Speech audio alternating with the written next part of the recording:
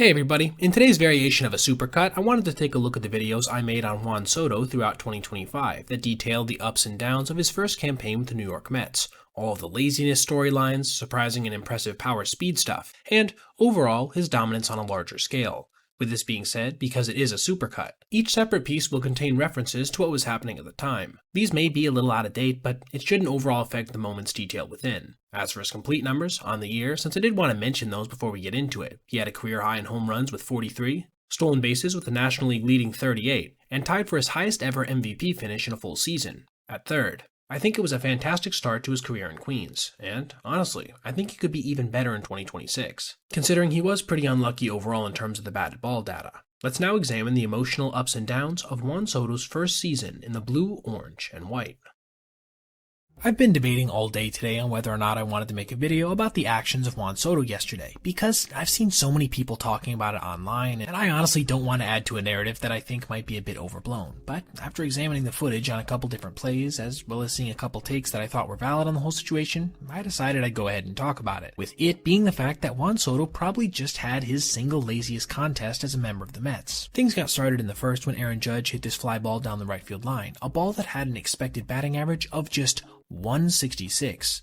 You heard me correctly, 166, but due to the fact that Soto was just kinda lackadaisically sauntering after it, it ended up dropping in and then bouncing out of the field of play for a ground rule double. And yeah, obviously the guy's not a good fielder, this is known, but it didn't end there, as later in the contest, with the score tied 2-2 in the top of the 8th, he would be up versus Devin Williams, taking a weak swing on a 1-1 pitch, in the process grounding it weakly up the middle. DJ LeMahieu then made a nice sliding stop before fumbling with the ball, yet still having enough time to flip it to first to get the lefty. How is this even possible, you might ask? Well, not only did he not hustle out of the box, but even after seeing LeMahieu was fumbling with it, he still didn't turn on whatever jets he had to try to reach. There was obviously that moment with the grand slam in the bottom of the inning as well, but honestly I don't think that was really a lack of effort, more so just bad timing.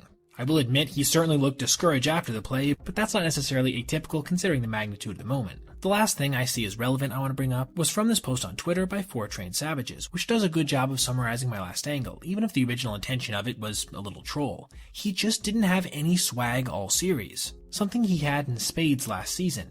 At the time, I think this strongly helped make up for the fact that he does have some of these lackadaisical plays sometimes. I don't know exactly what's up with him right now, but I do hope he's able to get it figured out soon enough. As being a general baseball fan without a horse in the New York versus New York race, I'd personally really like to see him have a strong first impression for the Mets, as he attempts to embark on his decade-and-a-half quest to make that gargantuan, historic contract worth it. One of my favorite kinds of home run has to be one-knee blasts. The way that it requires a hitter to just absolutely sell out is almost cathartic in a weird way, and it also results in some of the most unique-looking swings you'll ever see. But almost as a prerequisite of losing some of your balance mid-hack, most of these blasts aren't hit extremely hard, usually clocking in, from my subjective research, around 100 to 105 miles per hour in terms of exit velocity. That is, unless you're one of the most talented hitters in the major leagues today. I'm talking about Juan Soto, who just did something so rare we've only ever seen it happen once before, and it was over a half-decade ago. Facing Zach Agnos in the 8th inning of a 4-3 ballgame, Soto got a split finger low on a 3-2, forcing him to go to a knee to stay with the offering. Yet, even in doing so, he still got enough of it to drive it out to right center, a 388-foot shot that gave him 2 straight days with a home run, helping him greatly in his attempt to recover from a slow start. But there was something else about this dinger that was significant, which was graciously pointed out to me in an email from Zane Fisher. Shout out to him for doing so. Being that this is only the second home run we've ever seen from a guy going down on one knee that was hit out at over 110 miles per hour. The other was a Ronald Acuna Jr. nuke off Robbie Ray, a 425-foot blast that left his bat at 114.3 miles per hour. That was registered all the way back in 2019, over 6 years ago at this point. As for the rest of the game, the Mets would go on to win by a final of 5-3, with Edwin Diaz striking out Brenton Doyle looking on a 99-mile-per-hour heater to punctuate it. Still, the major event of this contest to me, at least in terms of skill required, has to be this swing from Soto. To have the ability to generate this much force while down on a single knee is simply incredible to me, and shows the kind of feats he's capable of performing at his best, which I hope we'll continue to see as he builds momentum heading into the dog days of summer. Listen, I'm fully aware that in the last week or so I've made 2 different videos on Juan Soto, but in my opinion they were on separate, interesting aspects of his performance. But he just registered a contest that I absolutely have to talk about, because it was one of the weirder things I've seen this season on a major league field. Facing Garrett Crochet in the first inning with a runner on second, Juan began his day by taking a cutter over the low and outside corner, a pitch he certainly didn't seem to like, but was a strike. Crochet followed this with a sinker that was solidly in the zone at 97, a pitch you'll see a lot of guys do damage on. It was on the 0-2 that our first real questionable decision was made, when he took this cutter right down the middle of the plate. He was back up in the third inning, this time with nobody on, and immediately got off to a better start by taking a cutter inside. Crochet followed this with a sweeper that got a called strike at the bottom of the zone. This brings us to our second eyebrow-raising moment, when on the 1-1 he again took a cutter nearly right down the center of the plate. A little bit low, but certainly another pitch you'll see him crushing at his best. One offering later and he had been retired for the second straight time, being called out on a fastball solidly in the zone. This means that, to this point, he had seen 7 pitches from Crochet and had offered at exactly 0 of them.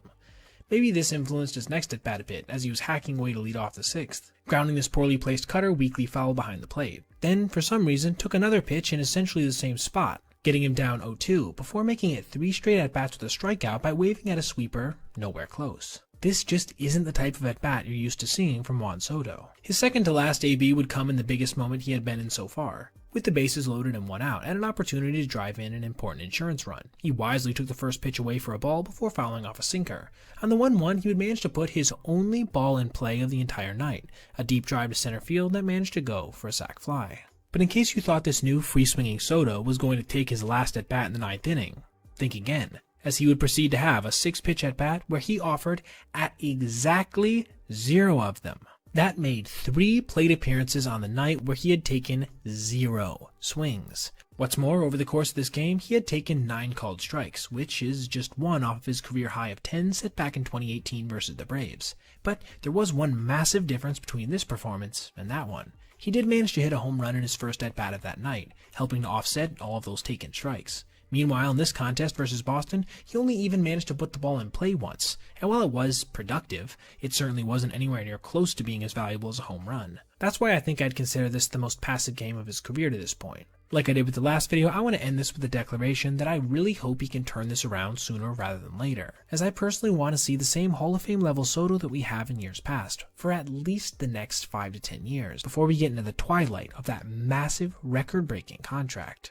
Juan Soto has certainly had an up and down 2025 by his standards, going through stretches where he looked like a top 3 hitter in the game, and then others that had general baseball fans already labeling him a bust. But one thing that has stayed the same through it all is his exceptional eye, which has helped him post a walk rate right in line with his career average, around 18%. It's this context of how good his pitch recognition is that makes what happened to him yesterday especially insulting, when he saw a number of egregious misses on pitches outside the zone, and then had to witness as second-year umpire Emil Jimenez stared him down from behind the plate after the last one. The frustrating misses would actually begin on his very first pitch saw of the night, with this 99-mile-per-hour fastball well high being called a strike. See that small amount of exasperation in his body language? A couple pitches later, he would strike out on a well-located slider, but this was only the start of his feud with Jimenez. Because, you see, in his second at-bat, he would see this pitch be called a strike well away, an even bigger miss than the first one, turning what would have been a 3-1 count into a 2-2. Then, just 2 pitches later, he would strike out on a breaking ball in a similar spot, though it does seem that this one grazed the outside corner. The Mets manager, Carlos Torres, would come out of the dugout and help save Soto from getting ejected by himself getting booted. His next at-bat would come in the 5th inning with 0 controversy, seeing him beat out a potential double play en route to New York, eventually taking the lead in the ballgame 5-1 on a grand slam off the bat of Mark Vientos, who had been robbed of a home run earlier in the contest by Tatis Jr. in right. However, by the time Juan came up in his next at-bat in the 7th, his team had actually gotten down 6-5 after a couple rallies from the Padres. This brings us to the moment I outlined in the intro, when, on an 0-2 pitch, Jimenez called Soto out on a cutter well above the strike zone. This elicited another exasperated look afterwards, as Emil proceeded to stare the superstar down on his way out of the box, maintaining eye contact all the way until Soto broke it. To have that level of confidence in the call you made, with it being that far out of the strike zone, as a second-year ump, is certainly interesting to me, and might have even in some ways been impressive if not for the obviously missed call immediately before. Further exacerbating the frustration for the Mets had to be the fact that they would go on to lose this game after tying it up on a clutch home run from rookie Ronnie Mauricio in the 9th. Having to watch his recent acquisition Gregory Soto gave up a walk-off single on a fastball right down the middle of the plate, keeping NY's lead at just a game and a half over the Phillies. Juan Soto has had a rough start to the year at the plate by his standards, largely because of some insanely bad luck and the dead ball phenomena plaguing all of MLB. And while he has also come under some fire for his lack of hustle at times, you can't really debate what his base running performance has been so far this season, as he already has 8 stolen bases and a base running run value of 1, when he's never had even a single season in his career above 0 before this. But it was yesterday versus the Braves that he registered one of the ugliest base running mistakes of the entire season, and then chose to blame the field umpire. But before we get there, let's start with the game itself. It was actually Soto who got the Mets off to a fast start in this one, crushing a hanging breaking ball in a 1-1 out to center field. His 14th of the year, pushing his average to .340 in June with 5 home runs already, which is more than he had all of April and only one off from May. Tyrone Taylor would then come up in the top of the second with 2 guys on and 2 out, and pop a shallow fly ball into right field that Acuna Jr. came in on, diving unsuccessfully, allowing the second run of the game to score for New York. The Braves managed to answer back in the third when Matt Olson flipped the ball into center field to cut into the lead, but the Mets were right back at it in the top of the 5th when Tyrone Taylor did more damage with a home run. At this point, it seemed like the game was pretty firmly in New York's hands, and it would stay that way until the bottom of the 8th when Atlanta rallied for 3 runs to tie the game, with the major blow being a 2-run double by Marcell Ozuna. This brings us to the top of the 9th, with Soto again at the plate, facing lefty Dylan Lee and crushing a fastball right down the middle into right field at 111 miles an hour. Pete Alonso came up with the chance to be a hero, and for a second, it looked like he delivered, crushing a fly ball to deep right field that sent Ronald Acuna racing back onto the track before leaping at the wall, registering a fantastic catch for the superstar. But it was then that he noticed Soto well off the bag at first, so he calmly made a simple throw, resulting in one of the funnier looking double plays you'll ever see. Just look at this. In the moment, it seemed hard to understand what he was thinking, as I don't know if I've ever seen a guy making gestures like this while running the bases before, and certainly not before getting thrown out.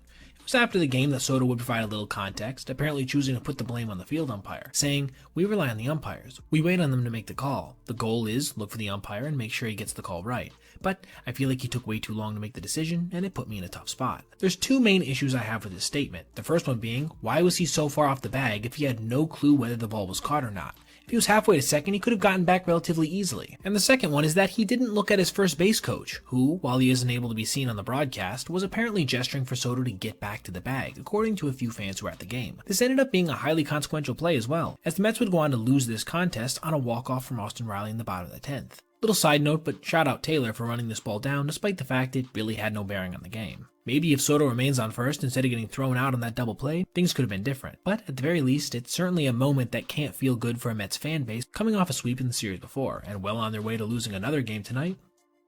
Juan Soto has had, in my opinion, a semi-underrated season, even with some of the problems he's dealt with in regards to bad luck and, at times, spotty focus. Keep in mind, he still has an OPS of .903 as of today, to go along with the league-leading 111 walks and an impressive total of 35 home runs, well on his way to his second straight 40-homer campaign. But he did something special yesterday that concerns both of those numbers, as well as stolen bases, an area in which he had never excelled before, allowing him to accomplish 2 extremely rare feats, one that hadn't occurred in over 2.5 decades, and another that had never happened before. But first, let's go through what his day was like overall yesterday when he managed to accomplish both of these things, as it'll be a microcosm of the season he's had so far in 2025. Things started off with an interesting twist, as he would get hit by a pitch in his first at-bat, going to the ground after a curveball plunked off his foot, and this perhaps affected his run to third base on a single to right field from Pete Alonso, as he got thrown out after Joey Wiemer put a 1-hop strike on the bag. He then came up in the 3rd inning with his team now down by 6 and did what he does best, work a quality at-bat, walking on a 3-2 changeup. Now, in years past, this is more than likely where his journey would end in terms of anything interesting,